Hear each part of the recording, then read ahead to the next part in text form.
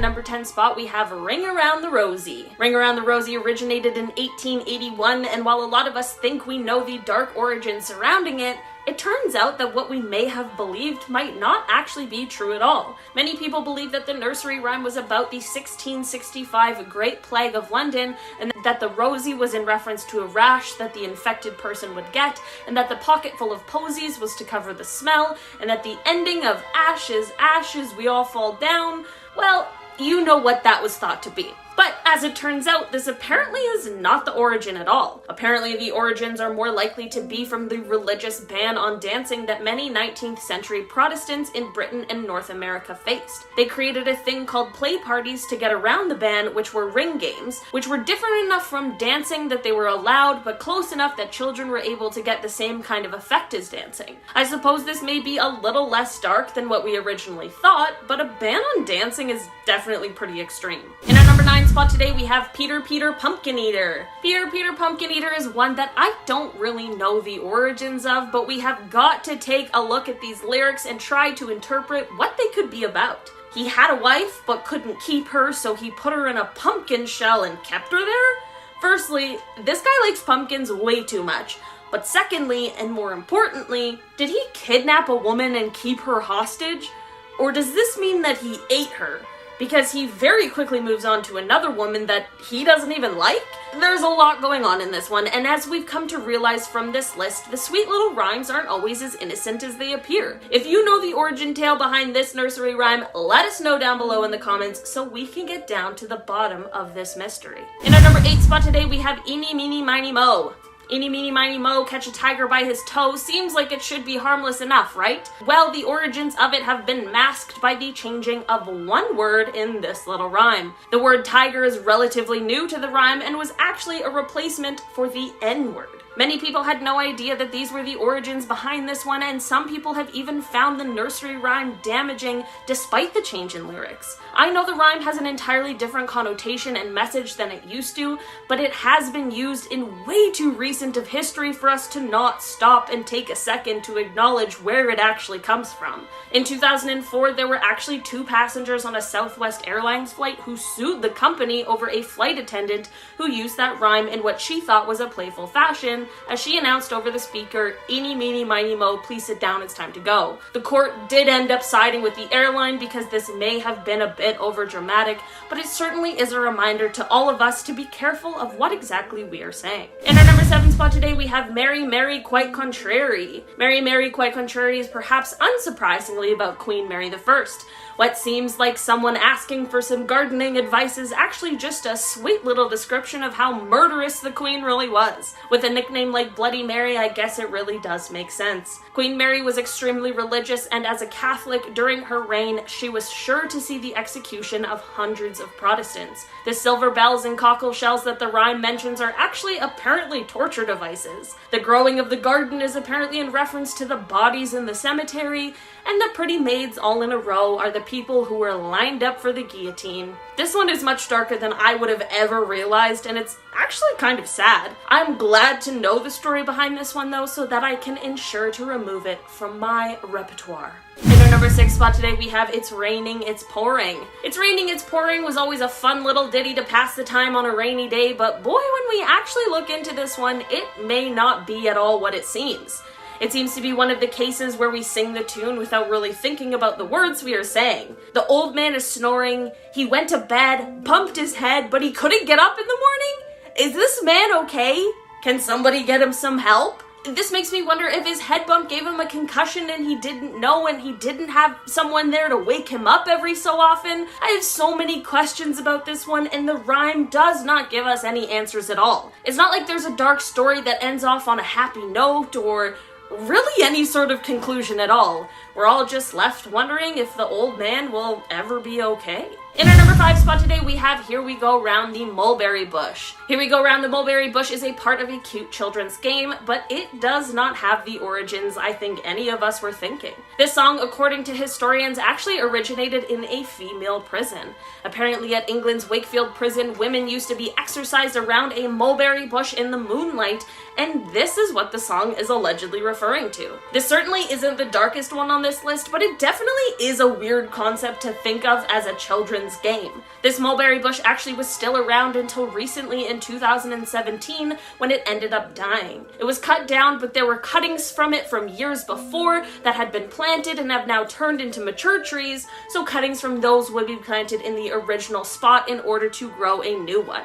I guess that's a bit of a nicer ending to kind of a sad story. In our number 3 spot today, we have London Bridge has fallen down. Okay, so first of all with this one, I have to ask why we were all just okay with singing about the collapsing of a bridge to begin with. Backstory or not, there's a lot to unpack there, but let's get into the origins of this one as well. There are a few theories surrounding this one, and some are less horrible than others. One is that this song may just be in reference to how difficult the bridge was to build and that it took years before it was completed. Okay, not so bad. Another theory is that it is referencing the apparent destruction of the London Bridge by Olaf II of Norway all the way back in 1014. Okay, less great, but still not the worst on this list. But here's the last theory, that the song is actually about a child sacrifice ritual and that the song is about burying children alive in the foundation of the bridge. This is because of the belief that the bridge would collapse if there wasn't a human body buried at the base of it, and that there needed to be a watchman in order to ensure it stayed intact. The good news is that there hasn't been any evidence of this found in the foundations of the bridge, but I truly don't even want to know how this rumor got its start in the first place, because it can't be good. In our number 2 spot today, we have Rockabye Baby. Firstly, just the lyrics to this one are very weird and creepy despite any kind of backstory, but the origins of this one are thought to be with the son of King James II and Mary. That's it. That's who she is today. It is actually believed that their son was not their biological son and that he was a baby brought into the birthing room in order to be passed off as theirs so as to ensure a Roman Catholic heir to the throne. Apparently in these times, cradles were sometimes hung in trees, so the song is about a baby who was in his cradle with a soft breeze rocking him back and forth, but then a thief came to steal him out of it for the sake of the king and queen, which led the cradle to fall, baby and all. This is definitely not what I would have thought this one was about, and it certainly is very horrifying. In our number 1 spot today, we have the 3 Blind Mice. The 3 Blind Mice is probably not really appropriate anymore, but it also has absolutely nothing to do with rodents. The rhyme is actually another one that comes from Bloody Queen Mary's reign, and what she did when she found some men who were conspiring against her. Queen Mary has been known for her violent reign and insatiable bloodlust, so this story may not be all that surprising, but it certainly is dark.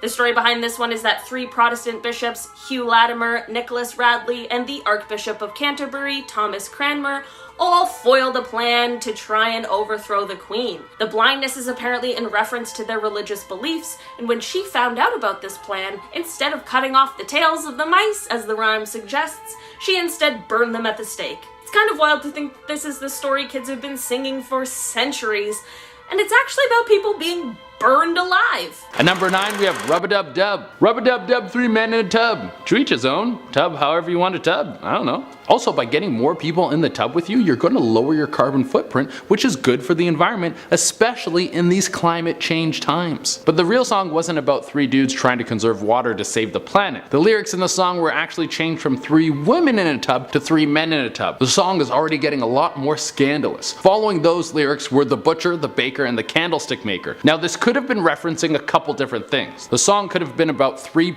dudes spying on maids while they took a bath. There's 3 of them in there because maids would have been forced to share bath water. The other idea would have been that this was a carnival sideshow, like a peep show where 3 dudes can go watch 3 naked ladies watch their bodies. Either way, the song is about dudes out, which seems like to be a constant theme in all of these old songs. At number 7, we have Little Jack Horner. Little Jack Horner sat in the corner eating Christmas pie. This song just sounds like a kid who was a thief and would steal pie on Christmas. Who's doing something like that? Do you have no honor? It's Christmas, bro. That's probably the darkest backstory you could find on this list. A little brat who went from house to house ruining people's Christmas dinner? God, that's dark. But the song isn't about that at all. It's actually about Thomas Horner. This guy was in charge of bringing pies to King Henry VIII. You know you're living the sweet life when you have a pie guy. Well, it's speculated that Thomas Horner would hide deeds to properties under these pies. This was his way of trying to buy off the king. See, Thomas Horner was a Catholic, and King Henry kinda started to demolish anything that that had to do with Catholics. This was Horner trying to protect himself and keep some of his land. Give a little to get a little.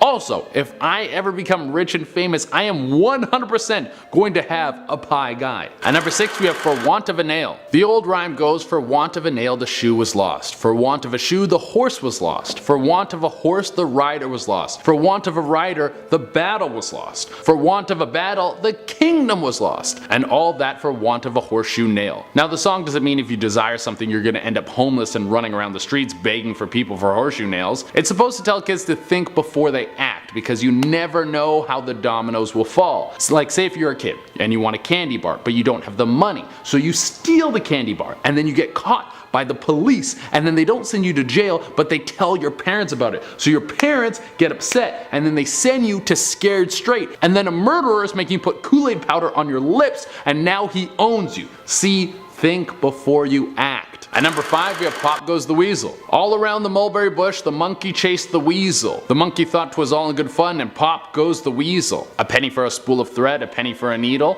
That's the way the monkey goes. Pop goes the weasel. This sounds like a very dysfunctional relationship between a monkey and a weasel. I'm not sure how he's popping him, but I can only assume the weasel wasn't really into it. Well, pulling back the veil on this one, the weasel was actually a suit made of weasel fur, and popping it refers to selling it. Back in old English days, if you were super broke, you could wear your suit to church on Sunday and then sell it on Monday. It seems like all these songs are about being poor, racist, or dead. At number 4 we have Ladybug, Ladybug. Ladybug, ladybug, fly away home. Your house is on fire, your children will burn. It's already not getting good. Except for the little one whose name is Anne, who hid away in the frying pan. So apparently this song is about the Great London Fire. The ladybugs are the people fleeing, trying to make it out to somewhere safe. Hiding away in the frying pan is a reference to how people would hide inside their bathtubs to avoid being burned alive. At number 3 we have 10 Little Indians. Okay, it's hard to know where to start with this one, but I'm going to hit you right over the head with it. There's a version of this song that uses the N-word instead of Indians, with Indians already being a slur. There's a version that ups the ante even more than that. The lyrics in the song are extremely insulting, calling either black people or Native Americans dumb and lazy, and it also has horrible violent things happen to them. It's clearly a product of its time, but we have moved on from things like this, and I don't think we're going to be hearing this on the radio anytime soon. At number 10 we have Humpty Dumpty. Let's kick off this list with a classic. Everyone knows Humpty Dumpty. A dude sitting on a wall who's also an egg, and I'm guessing is very irresponsible. If you're an egg, you probably should avoid ledges. Your body is very round,